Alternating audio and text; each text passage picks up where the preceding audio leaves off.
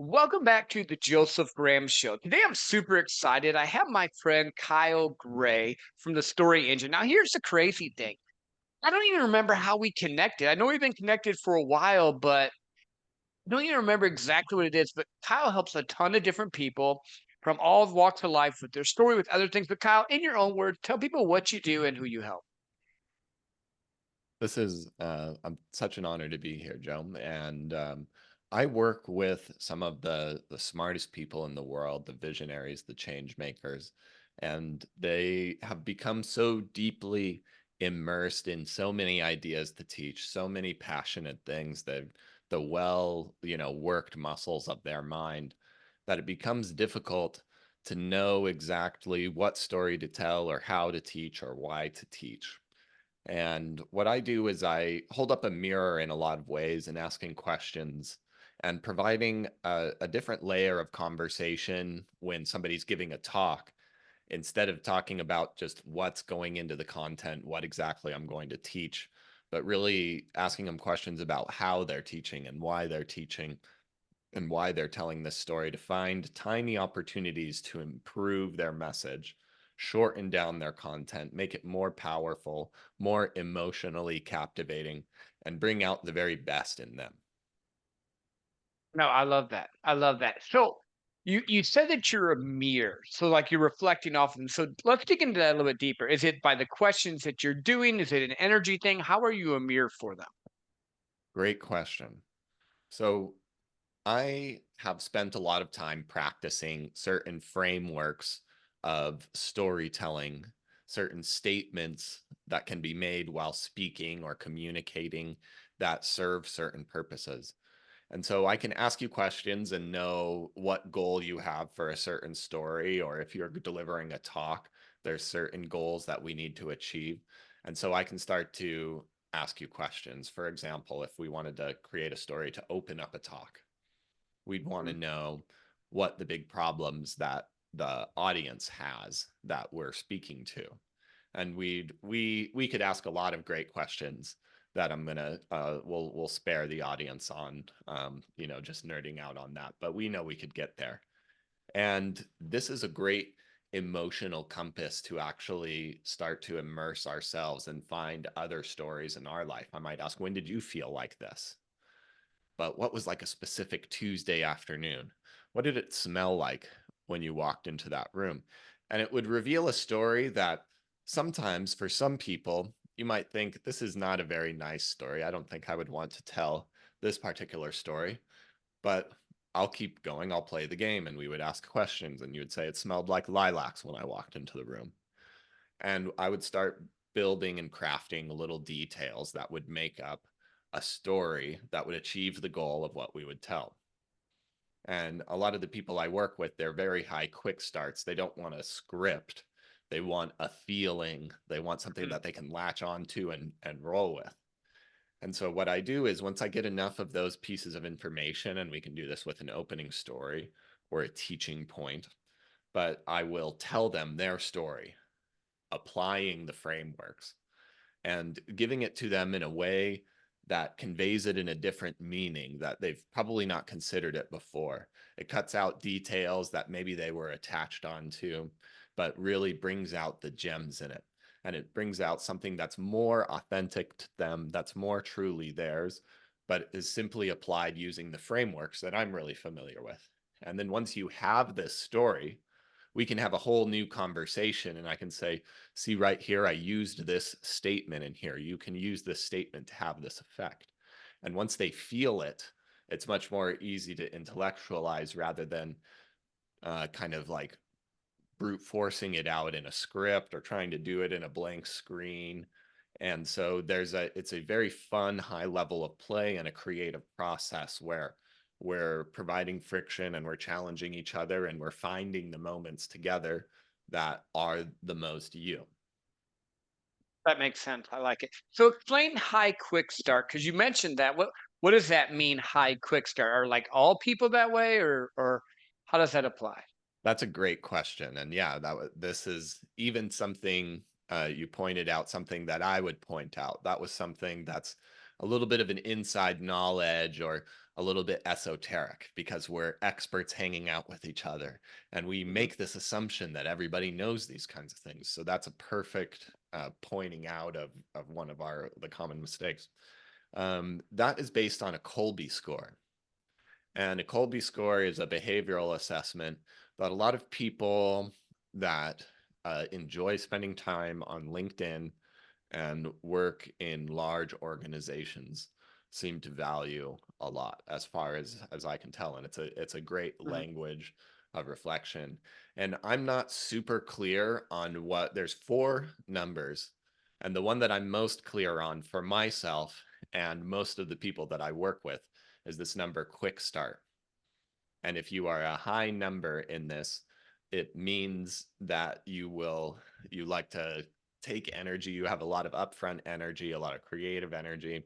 These are typically visionaries who are leading a company by this instinct, and they need somebody, yeah, that can help channel this energy and this latent energy and inspire and move with the visionary. So I feel that this process works really well for this type of temperament and personality who might not be able to immerse themselves in a perfectly written script, for Mhm. example, and like want to read it word for word. They want an idea that they can roll with and move with. And so Yeah. that's how it serves them a little better than what I would say most other approaches out there are.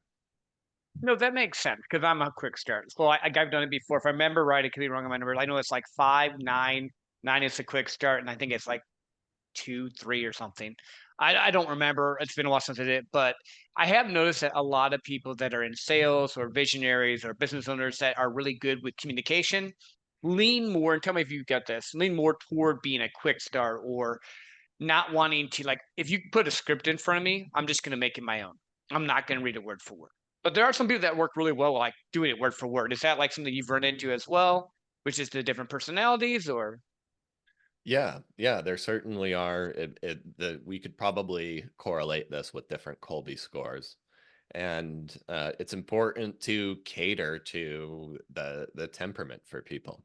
Some people do want a script written out, so something that they can practice. And really, the question is, what do we need to get you to practice it? mm, And it's different things. Some people want just a couple of clear bullet points, but it's important that we can find a thing no matter what the format is. What's important is that you can start engaging with it and sharing and speaking it and creating it on your own. What I call this process of adoption. Like mhm. me telling you your story is going to create a nice impact at first, but if we can't find a way for you to start practicing it and making it so it's something natural, you're not just going to be able to immediately say it again.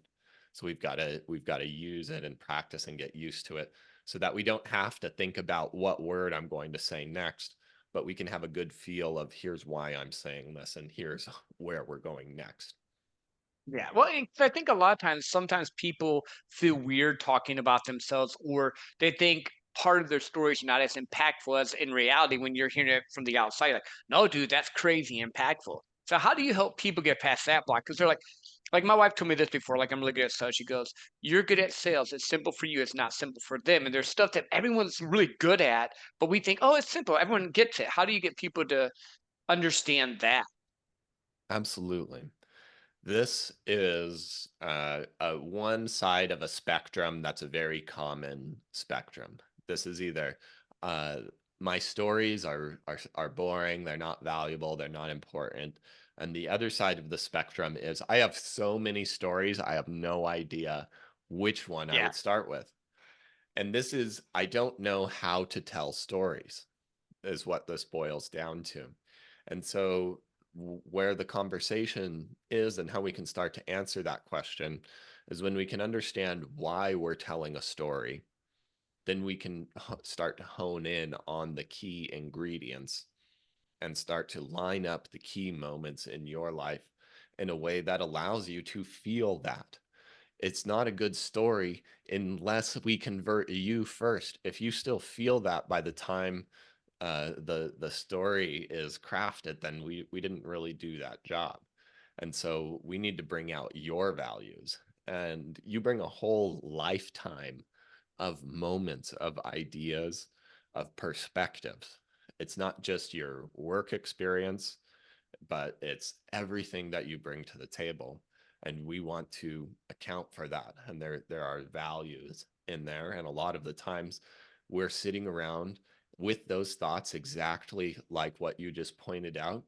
And it's like sitting on a treasure chest of like, ah, oh, I'm so poor. But you have all of this incredible Hmm. insight and value and perspective if you know how to tell your story. And Yeah. so, with simple applications and simple frameworks and learning how to tell the stories, we can actually tap into ourselves more. We'll make different decisions when we can really feel that way. And we'll tell stories that create the effects that we want. And I think just from listening and like I talk a lot. Like you see my reels, you see my posts. Like I'm always interacting, but I'm always trying to get better. But I also think energy plays a huge role because there's times when I come in and I'm on and I'm just going and I'm flowing well. There are times when I'm in like I'm checking a box and I can tell. How do Yeah. you help people stay in the flow? What do you recommend for people? Do you recommend that? Because there's always that stuff out here with social media right now. You got to post a video a day. You got to do this. You got to do that. You got to blah, blah, blah, blah. What do you recommend to your clients to be the most effective? Because you're the storyteller master. So, Yeah, really great question. And managing your energy can be interpreted in a lot of different ways. I would say, particularly on a sales call, I've been learning a lot of deep lessons, probably ones that your audience would be really well served in learning from you. But checking your energy, and I think one of the things I've always admired about you, and I believe I found you either on Facebook or LinkedIn, and this is why I reached out, and this is what I admired about you. And I think we had a few mutual friends.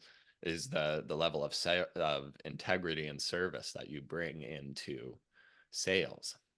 And yeah, I've known times where I'm just trying to close a deal really fast and make sure I'm like trying to serve somebody. mhm, Um, and yeah, that people can sense that. And in I've been making an active practice to find out how can I be an ally to this person? How can I serve them? How can I help them?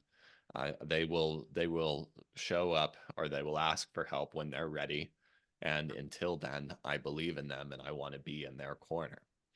And changing that energy has led to massive shifts mhm, in my process and my work, and keeping that up with content and social media and all of these things. Honestly, I struggle with that right now. I used to have a larger team that would support in some of these things, and I've just had me and an assistant right now, and I'd maybe like to expand to have more help in repurposing and distribution so I can focus on having great conversations like this.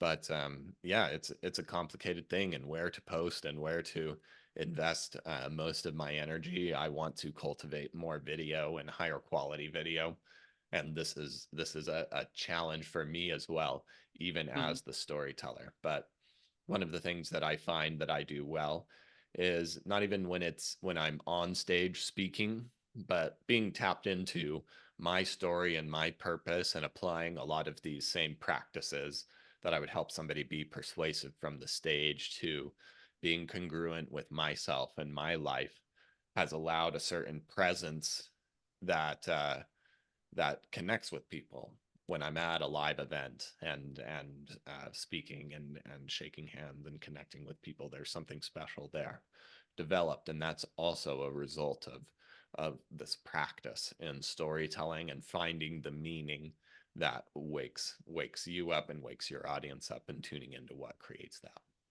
mhm. Well, and you've said a few things here, and I've just been listening as you've been speaking here, and I was thinking about it. People don't always remember the words you say. Michelangelo said this, or Mary Angelo said, but they remember how you make them feel. And I think that sales is a transfer of energy, just like speaking from stages or training or teaching. And it's how you make them feel that makes them take action. So when I think of storytelling, I'm just looking at when I'm doing stuff and what I'm doing. I'm trying to get them into a state to take action because I know in business, life, sales, whatever, if you don't take actions, it's just a fairy dream and ain't gonna get you anywhere. How do you get the person that maybe has all those great nuggets and all to trust themselves? Because I'm sure you have people that are like super successful, super good, but when they go to talk in front of people, because I guess you and I don't have this problem. We talk all the time, but there's a lot of people that getting in front of people, getting on stages, that freaks them out.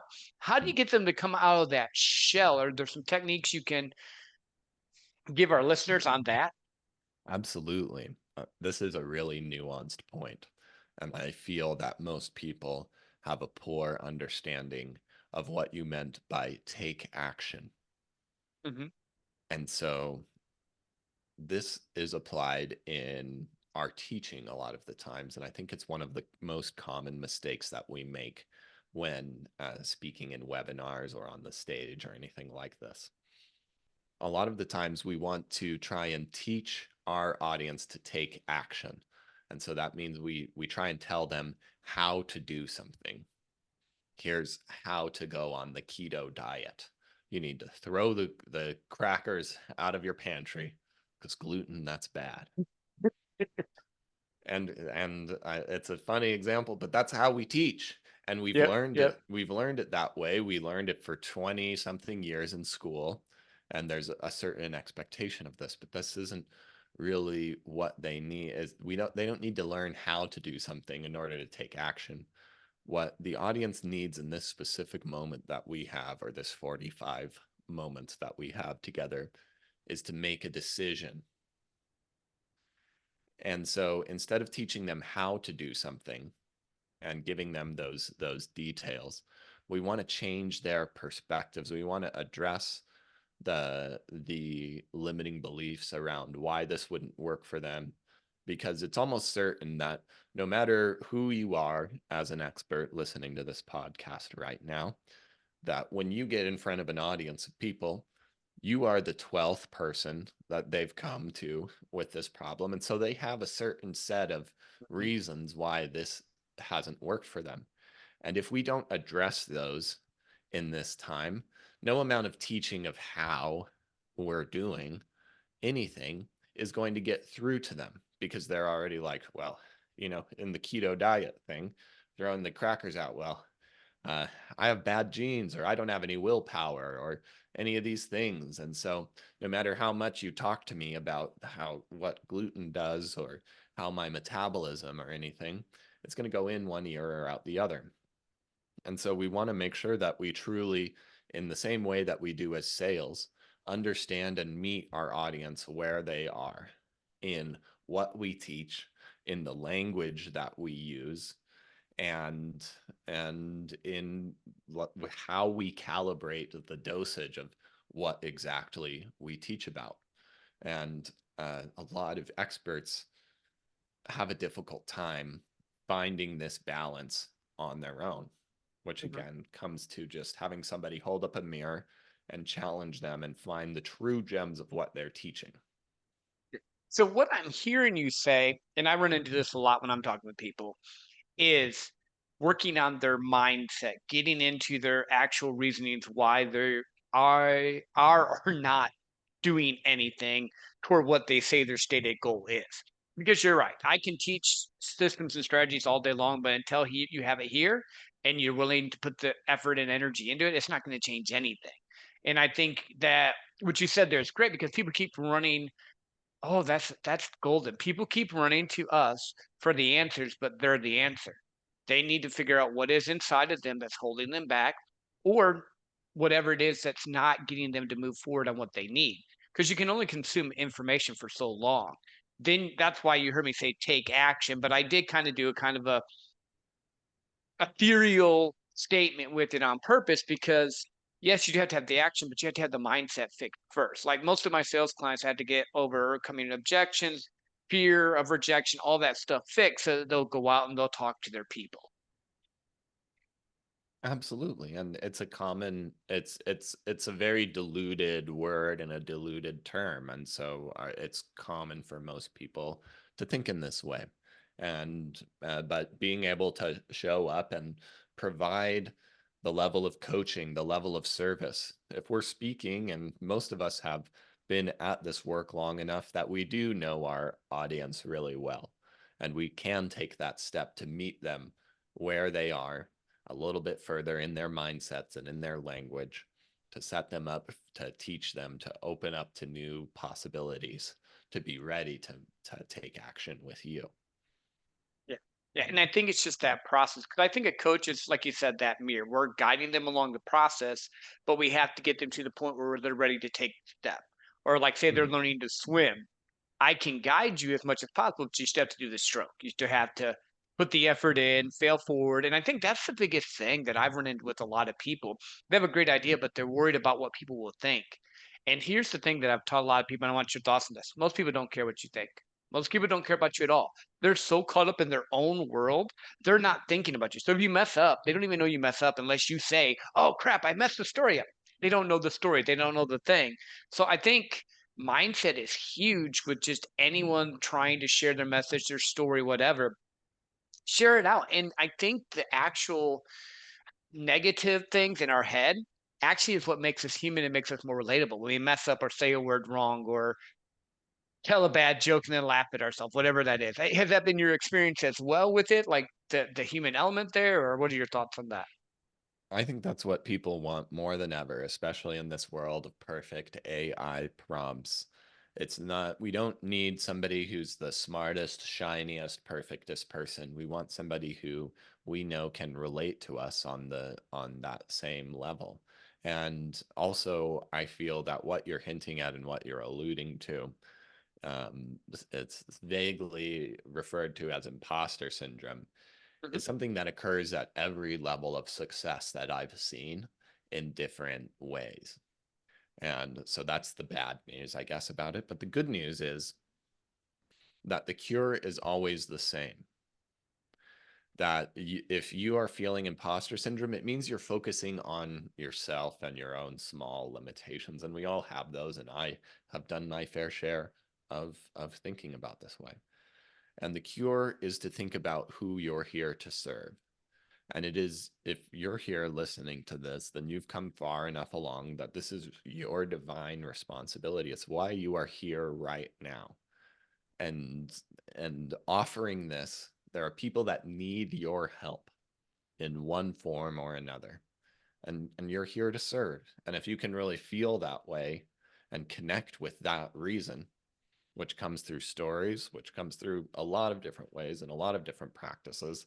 That's how you show up with the energy that you were talking about earlier as well. So that's why you're here, and believe it first. And your prospects, your clients, your audience, and everyone else will feel it. No, I love that. So I always, and this is just how my mind works. So we're spitfiring here, but I always think about how I was where I was before and where I am now. So like you'll hear me talk about stories about how I grew up in the country. I was a country boy. That I would be surprised at where I'm at now, but now I know what I'm capable of, so I'm able to do more. But do you work with your clients on having like an avatar of who they're trying to help, or is it more broad? Like when I started my podcast years ago, I thought I want to help dads take their wives to Hawaii and their kids to Disney because that's what I wanted to do. But now, as it's gotten longer, now I'm thinking about I just want to help people who maybe grew up like I did on the wrong side of the tracks grow and become whatever they want to be with no rules, waking up to a life they love living. Notice how I didn't say you had to be a millionaire there. I just said waking up to a life you love living because that's different for everyone else. And is that kind of how you teach people with their stories or? Yeah, great question. And I'll answer with a story. I had a client who was a certifier. He had like a $10,000 health coaching or health expert certification program. And we were working together for 6 months. For the first 2 months, we would speak to clinicians, acupuncturists, health and wellness clinics.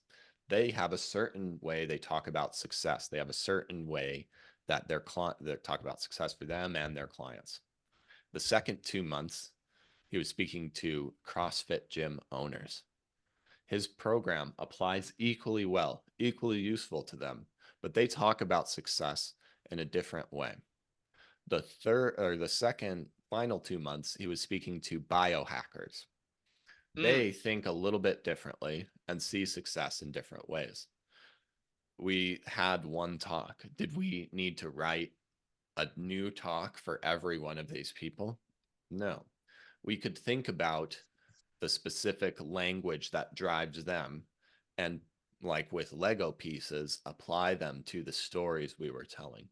In our teaching points, we could take out the story of the acupuncturist and put in the story of the gym owner and allow a presentation that was just slightly tweaked but tailored for exactly the right audience.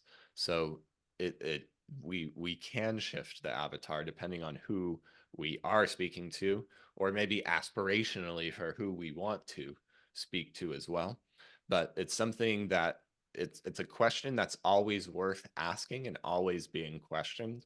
And by breaking the talk up into little pieces and being able to have the conversations on the level that I'm talking about here, we can adjust our talks with a lot less sweat than it would take to start something totally over and rewrite it for each one of these different audiences. yeah, no, I love that. I figured that's where you were gonna go because I'm looking back at like my speaking and who I talked to in the podcast, and even with my sales job and my sales coaching, I literally customized the plan for them off their objection points, off of their pain points, and what their customer needs. So that makes sense. Do you find that happy stories or sad stories have more impact? This would be a matter of when they're told and why they're told. And I feel that a combination of the two. And again, this depends on where in a talk we're having. There are many different kinds of stories and applications, but a combination of happy and sad in the beginning of a talk is essential. We want to have one of each.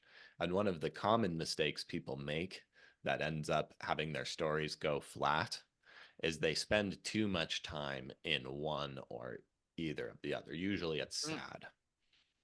And so there's this great video, Kurt Vonnegut, who's one of my favorite uh, authors ever, gives like it's a short YouTube video and he gives a lecture on the shape of stories and it's just kind of a sine curve, so down and then up. And that's how most stories go.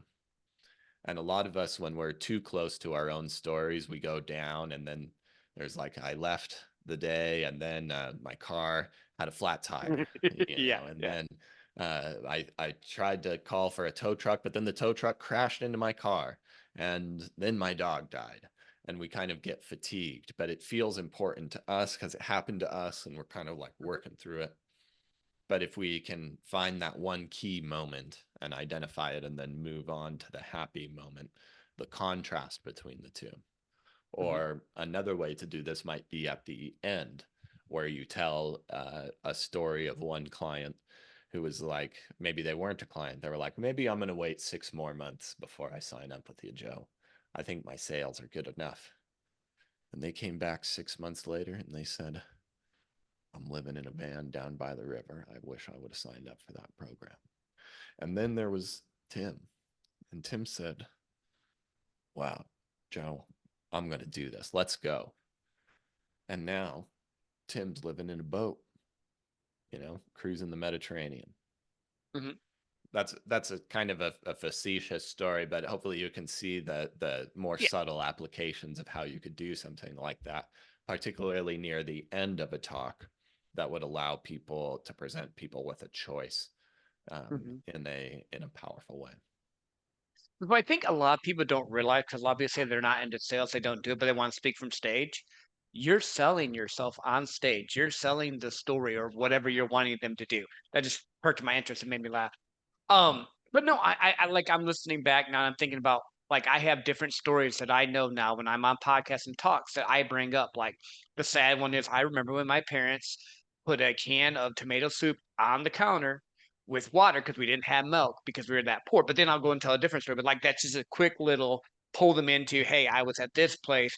But now you see me doing traveling to Hawaii with my wife because we're having a blast and I'm staying in super places because I sold a bunch of stuff, giving them the contrast. And I think it's the contrast, but the way you do it and the pacing. Because pacing's cool is pretty important as well because yeah, some people that talk way too fast like this and you're like, what can't follow them, and the other people are like talking like this and they can't follow them. And I also how has pacing, tone, and like inflection play into a story. There's lots of different elements to that, and not just in storytelling, but when you are teaching and as you are making your offer. These are all places where we want to be very mindful of our tone. A lot of the times, this means being melodic and going up and down.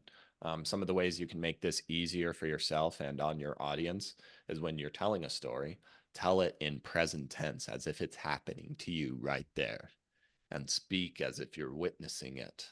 I Mhm, am in this room right now, and I step in, feel the broken glass underneath my feet, or I hear the sound of my friend playing guitar. Whatever it could be, that will help. And one thing that's really important is when you slow your voice down intentionally, this is what makes things sound important and powerful. mhm, So you can modulate your voice and move back and forth and emphasize points. And you want to be aware of this. And the only way that you can start to play with the tonality of your voice is by knowing and understanding your content and the purpose that your story is trying to serve and the teaching that you're trying to serve, and mhm. understanding those fundamental mechanics. And I find that a lot of people will overemphasize trying to find the perfect tone when they're not even sure exactly like my teaching should be overcoming one of this most common objections that my audience has. So by the time I invite them into my sales call after, they don't have it. Mhm. No, I like that. I think I've done over 10,000 like cold calls, like that type of thing. So I've done a lot with tonality, with listening on the phone. I read Never Split the Difference by Chris Voss, which is great. You have your radio voice, you have different things. You talk quieter to bring them in, and also like I understand Mm-hmm. that, but I think you're right because I've seen so many people and I've tried to train them on it, and if they're in the wrong spot, it ruins the deal. It like ruins the deal. So like if you're trying to get them excited about something, then you start talking really soft. It's not going to work. And if you're trying to get them to pause and think, like you said, then you slow down or you talk a little bit softer. There's so many different thoughts with it because language and how we respond is well, I think it's like 80% nonverbal. Is that correct? 80 to 90% nonverbal with communication? I would say so. Maybe less so on Zoom, but it is nice to have the video. But yeah, there's so much in it, and or at least nonverbal. I would say it's not just the words you're saying, but it's how you feel about the words you say. I have Mhm. a really interesting story about that. Well, tell us. You just said you have a All story. right. You can't Sorry, leave them hanging. You I can had have a to. loop. A So loop. so here is I had a client who was a health and wellness expert, and she signed on to a call and said something that was very disempowering at first. She wanted to create this story, and she was like, "Well, I've been working with these women with these health problems, and I've been fixing them." And I said, "Well, what's the problem there?" And she said, "Well, I also want to work with children with ADHD, and I don't know if I can focus on both of these different audiences. And you know what? I just found out that I have ADHD and I'm in my 50s. And I've been looking back at decades of dopamine driven decisions that have led my life every which way. And I just keep thinking to myself, if my parents had only known, they could have done something." And I said, "Do you want to play a game?" Because this wasn't an attitude to be writing a good story, and this is kind of the energy that we're alluding Mhm. to. But it's interesting what's possible with our language and how it influences us, and these are the same mechanics that we use from the stage. So I said, write down what you just said. If my parents had only known, they could have done something. She writes it down, and I say, read it out loud, take a big breath, read it out loud, take a big breath, read it out loud, take a big breath. She does it. And I ask her how it feels in her body. Not very good. Perfect. We're on the right track. Let's change one word. If I had only known, I could have done something. Read, breathe, read, breathe. How does that feel in your body? It's a little bit better, but still not Mm-hmm. good. Okay. I know now I can do something. There's something there, right? And I ask her, well, what's one of the biggest objections? We talked about anticipating objections. What's one of the biggest objections that somebody would have, a parent might have to working with somebody like you? Immediately she knows the answer. They wouldn't want to open up a can of worms with an ADHD diagnosis. So what would they do? They would ignore it. What does that lead to? It leads to decades of dopamine driven decisions that have led her life every which way. And Mm, she sees it. And we change the line one more time. I know now. And that's why my story is so important. And love so it. I ask her now, when was a story that, or when was a time that you saw somebody in your family with symptoms of ADHD? And she's like, my grandson. And she tells this story about her grandson, boys bouncing off the walls an ADHD boy might, and the boy's father's shouting, trying to calm him down and get him in line, and they both end up frustrated and exasperated and distant. And she's looking at her grandson, and she knows what's happening because it's happened in her own life, and she wonders if he's ever going to get the treatment he needs as she looks back on decades of dopamine driven decisions. And she thinks to herself, if my parents had only known, they could have done something. And that line that was her most disempowered line became one of the most powerful lines in a story that would overcome an objection. And it Mm-hmm. gave her, through working through it and feeling and seeing how it was influencing us and being willing to play in that way. It's kind of an interesting way of examining how language is influencing us. But if we can do that, we can find new meanings in the same words that will change how we show up. Love it. I love how you did that, how you transformed it because she started with the negative. You had her work through it. Again, if you're listening, this is what a coach does. They help you work through your stuff. They don't do the work for you. I'm only putting that out there because I've had too many times fix my sales. I can't fix your sales. I can help you get a process and a system in place. I can help you craft a message, but you have to fix yourself. Just like with storytelling, they have to tell the story. You can't get up on stage and go, wait, I'm going to tell it for them because it's not going to have the same power. No, that's amazing. Thank you. I like it. So where can people find you? Because I know we've been talking a lot about stories and different stuff, and I'm sure people are like, "Hey, where can I find Kyle?" Yeah. The best place to find me is my website, thestoryengine.co. I have hundreds of podcast episodes, lots of blog posts, 3 books, and all kinds of great resources on storytelling. And I'm most active on Instagram and on LinkedIn. If you find me, I'm Kyle Gray. That's kind of a common name. But if you search Kyle Gray story or selling with stories, you should be able to find me. Awesome. No, I love that. So before we let them go, I know we've been talking about stories and all a lot. What other words of wisdom or insight or anything else that you want to leave our listeners with?